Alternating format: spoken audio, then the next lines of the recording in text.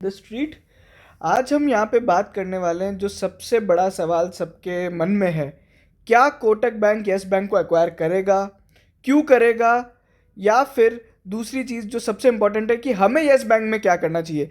तो इन सारे सवालों का जवाब हम लोग आपको इस वीडियो में बताएंगे एंड एक फैक्ट चेक करेंगे क्या सही में कोटक करेगा या नहीं करेगा। पूरा इसका एनालिसिस करेंगे डिटेल में with facts and with laws whatever exactly happening. So, if you are coming to this channel first time, please subscribe our channel. I am CA Sudarshan Bhandari and you are watching Beat the Street. So, please follow us also on Twitter जहाँ पे हम लोग इस तरह के सारे quick insights वगैरह upload करते रहते हैं. आपने अगर देखा होगा तो हमारे चैनल पे वीडियोस काफ़ी लंबे रहते हैं, डिटेल्ड एनालिसिस रहता है.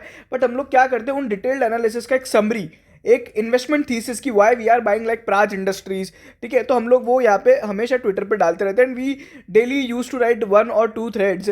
हम लोग हर 2-3 दिन में 1-2 थ्रेड लिखते रहते हैं विच विल डेफिनेटली इंसाइटफुल.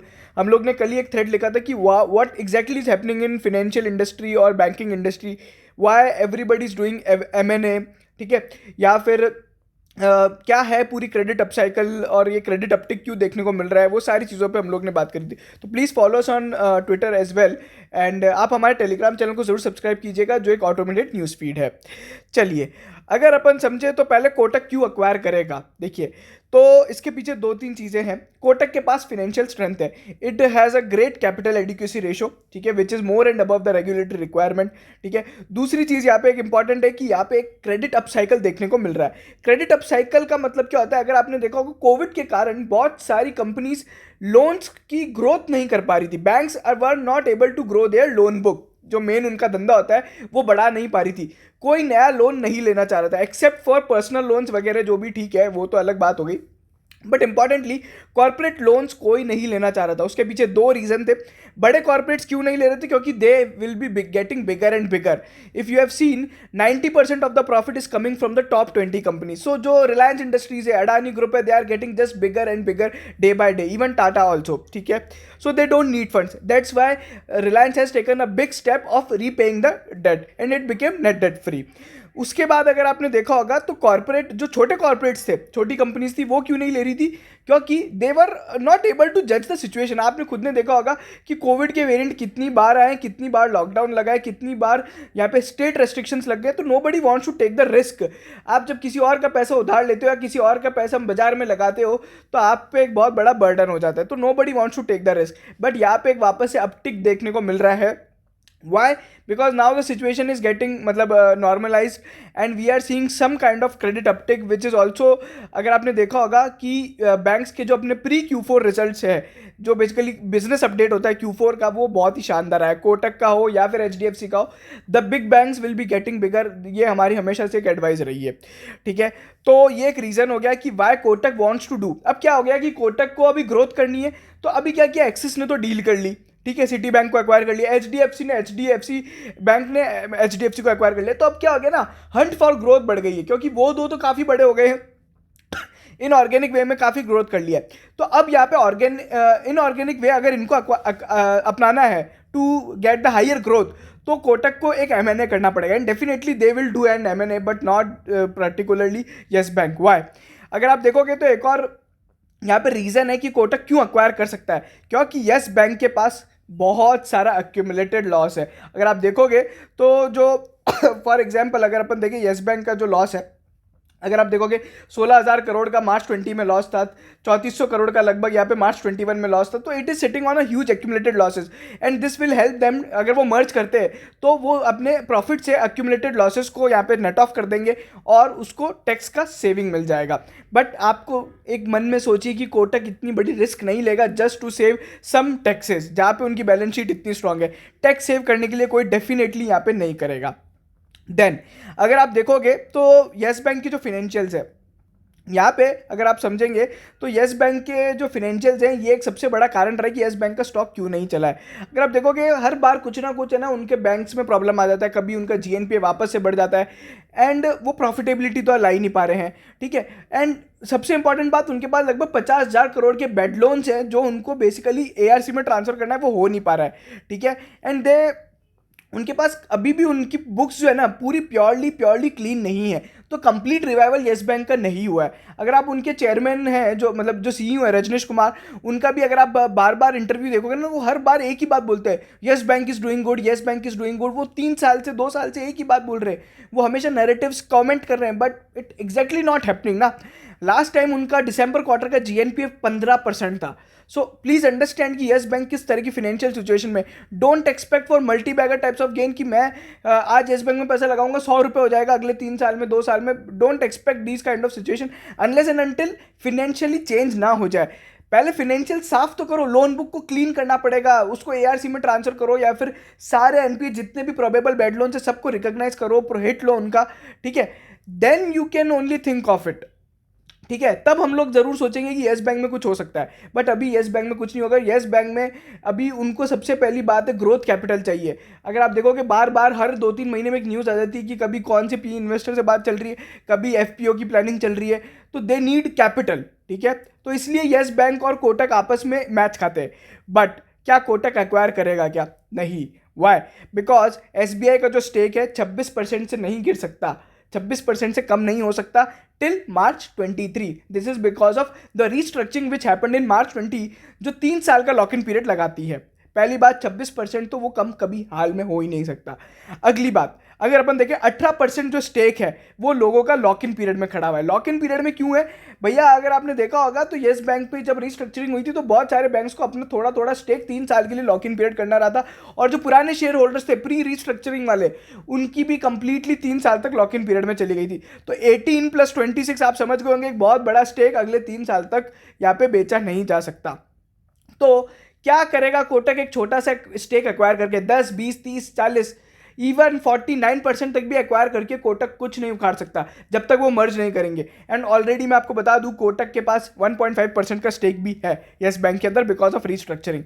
तो कोटक को कुछ गेन नहीं होने वाला। एक स्टेक एक्वायर करके कंपनी कभी कुछ गेन नहीं कर पाएगी, बिकॉज अगर वो स्टेक एक्वायर करती है तो कोटक का मैनेजमेंट वहाँ पे नहीं आ सकता। कोटक के डे टू डे के मैनेजमेंट को येस बैंक के पूरे सिनेरियो को नहीं सुधार सकते। वो तभी पॉसिबल है जब आप यहाँ पे उसको मर्ज कर लो। अब मर्जर तो नहीं हो सकता ऑब्वियसली। यहाँ पे स्टेक जो बेसिकली लॉक इन पीरियड में वो 51% से कम ही है, बट इतना बड़ा स्टेक यहाँ पे एक्वायर करना we don't even think of it. और उसके अलावा जब आप एक्वायर करोगे तो आपको लोगों से शेयर्स खरीदने पड़ेंगे, आप या मैं या फिर इंस्टीट्यूशनल इन्वेस्टर्स ऑल्सो। तो वो सारी चीज़ें वी ऑल्सो डोंट थिंक कि है ना ऐसा मर्जर हो जाएगा। या फिर दूसरी चीज़ क्या हो सकती है कि आप कोटक के ही शेयर्स दे दो, एक्सचेंज रेशो वगैरह कर दो, ठीक है, स्वैप रेशो वगैरह के थ्रू, तो डेफिनेटली नॉट पॉसिबल। और उसकी इंपॉर्टेंट बात ये भी है कि यार आरबीआई इसके लिए परमिशन दे या ना दे, ठीक है, बिकॉज यहाँ पे एक ऑलरेडी स्ट्रेटेजिक इन्वेस्टर है। SBI is the strategic investor, तो हो सकता है वो पहले एसबीआई को अपॉर्चुनिटी देना अगर मर्ज ही करना है तो। बट ऑलरेडी मर्जर की बातें चली थी, बट वो कभी हुई नहीं है। तो अगर मर्ज करना होता ना आरबीआई को तो वो कब का मर्ज एसबीआई के साथ कर देता। But merger will not going to happen, इसका भी एक बेसिकली फैक्ट या फिर आप ओपिनियन कह सकते हो। दूसरी बात ये कि येस बैंक बहुत बड़े एनपीएस पे बैठा हुआ है। मैंने आपको बताया 50,000 करोड़ के टोटल बैड लोन्स है, उसमें से मोस्टली यहाँ पे बेसिकली उनका राइट ऑफ कर दिया है, उनका हिट ले चुके हैं पीएनएल में। बट अभी उन 50,000 करोड़ के लोन को रिसॉल्व करना एक बहुत बड़ा टास्क है। जस्ट अंडरस्टैंड कि मेरे को डीएचएफएल से मेरा येस बैंक का मान लीजिए एक 5-6 हज़ार करोड़ का लोन था। अब उसके पीछे मेरे को भागना कितना पड़ रहा है, just even to get even 500 crore rupees या 50 crore rupees, I need to go to NCLT, I need to go to Piramal और एटसेट्रा मल्टीपल एजेंसी से मुझे डील करना पड़ता है।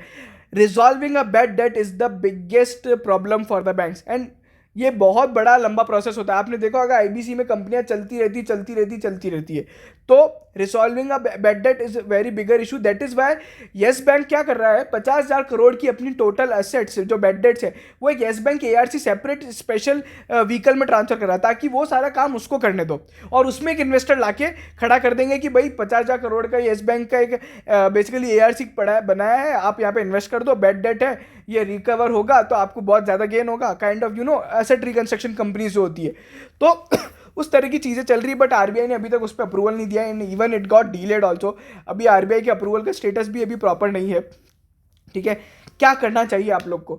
देखो मैं सही बता रहा हूँ, if you ask the my advice, truth advice, कि किसी को भी नहीं पता है येस बैंक में क्या होगा। इट्स प्योर प्ले स्पेक्यूलेशन, ठीक है। 12 रुपये से 18 रुपये आना, 18 रुपये से 12 रुपये जाना बहुत बार हुआ है पिछले 3 सालों में। पूरे पूरे येस बैंक के अगर आपने शेयर्स देखे होंगे, कंप्लीटली 2 साल तो कुछ मूवमेंट आया ही नहीं है। It has completely out of this bull run, जो कि बहुत खतरनाक था। ठीक है, अब 2 साल आप लोग ने वेट किया है एंड ऑब्वियसली यहाँ पे मेरे को नहीं लगता कि यहाँ पे अब कुछ है ना किसी ट्रैप में फंसना चाहिए। पहली बात तो है, don't just by Yes bank because of यहाँ पे कि एक मोमेंटम बन रहा है, कोटक एक्वायर कर लेगा, ये सब कभी नहीं होता। आधे से ज़्यादा लोग इसलिए फंस जाते हैं कि वो एक मोमेंटम सोच के खरीदते, बट वो मोमेंटम रिवर्स हो जाता है and they don't keep stop loss and फिर they just wait for revival. अब यहाँ पे 17-18 में या तो आप बेहतरीन है, आप एग्जिट कर लो। मैं तो आपको यही राय दूंगा, मेरे पास अगर होते तो मैं क्या करता, 17-18 में एग्जिट मार लेता। ठीक है, एंड आई विल वेट कि क्या मोमेंटम चल रहा है। अगर एक्चुअल में कुछ होने वाला होगा ना तो न्यूज़ ऑफिशियली भी आएगी। ठीक है, देखते हैं कब आएगी, कैसे आएगी। एंड दूसरी इंपॉर्टेंट चीज़ मैं आपको बोल रहा हूँ, कोटक बैंक खरीद लो 1750 रुपये में। It having a great financial strength and it will going to see a lot of uptick. ठीक है, और यहाँ पे एक और इम्पॉर्टेंट चीज़ है कि कोटक को अभी एक्सिस और एचडीएफसी से काफ़ी ज़्यादा कंपटीशन मिलने के कारण उसका शेयर प्राइस थोड़ा बहुत गिरा है बिकॉज ऑफ दोस डील्स। तो एमएनए होने के कारण यहाँ पे कोटक का प्राइस बहुत ही एक अच्छे वैल्यूएशंस पे अवेलेबल है and Kotak will definitely be the front runner अगर यहाँ पे क्रेडिट अपसाइकल होता है तो। ठीक है, आई वुड ऑलवेज से कि big banks will be bigger. जो बड़ा बैंक है वो बड़ा बनता ही जाएगा, बनता ही जाएगा। पिछले 20 साल का रिकॉर्ड है। ठीक है, आप देख लो, बहुत सारी एनबीएफसीज आई हैं बट बहुत सारी एनबीएफसीज खत्म भी हो गई। डीएचएफएल एक एग्जांपल है, इंडिया बुल्स एक एग्जांपल है, एसआरई इंफ्रा एक एग्जांपल है। ये सब ऐसी एनबीएफसीज थी जो क्रेडिट अपसाइकिल, क्रेडिट बूम के टाइम पे या मार्केट बूम के टाइम पे बहुत चली थी एंड एकदम से they just got blown away. ठीक है, बट एक एनबीएफसी या कुछ जो 3 एनबीएफसी है, चोला की बात कर लो या फिर आप बेसिकली बजाज फाइनेंस की बात कर लो, बजाज फिनसर्व की बात कर लो, they continue to remain in the market and they are just grabbing the market from weak hands. ठीक है, तो बिग विल बी बिगर। हमेशा एक बात याद रखना, ये इंडिया का मार्केट, इंडिया का कंग्लोमरेट, इंडिया का corporate history big will be bigger जैसा ही रहा है। हम इसके बारे में हर बार बात करते हैं and this is the reason कि जो रिलायंस है, अडानी है, why they are just acquiring every other business. तो always believe in the leaders and always invest with the leaders. Peaceful investing करनी है, अगर हैप्पीली इन्वेस्टिंग करनी है तो जहाँ रोज रोज प्राइस देखनी पड़े, रोज रोज इतना टेंशन आए, येस बैंक में क्या होगा, येस बैंक में क्या होगा, येस बैंक में क्या होगा, वहाँ पे ऐसा पैसा लगाना ही नहीं। अपना कोटक बैंक में लगाओ 1750 रुपये में, अगले 1 महीने तक भी भाव नहीं देखोगे तो कुछ भी नहीं बिगड़ेगा। 1500 भी चला गया तो भी आपको भी पता है कि कोटक में तो डेफिनेटली रिवाइवल है, डेफिनेटली प्रॉफिटेबल कंपनी है, और अगर बढ़ गया तो वैसे ही बाहर नहीं आ रहे। तो this is our advice and this is what we feel on this overall all the news and speculation. ठीक है, कोटक एक डेफिनेटली एक एमएनए कर सकता है because of its financial strength and we are yet to see कि क्या होता है।